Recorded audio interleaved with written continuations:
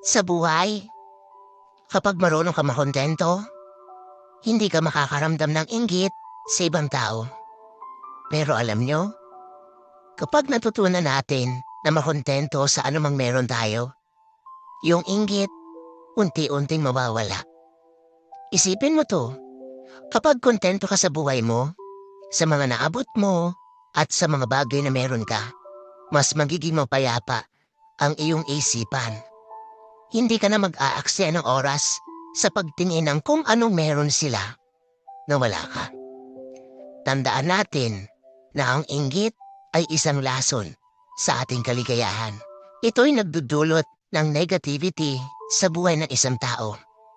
Kapag marunong tayong makontento, mas madali mong makikita ang tunay na halaga ng buhay.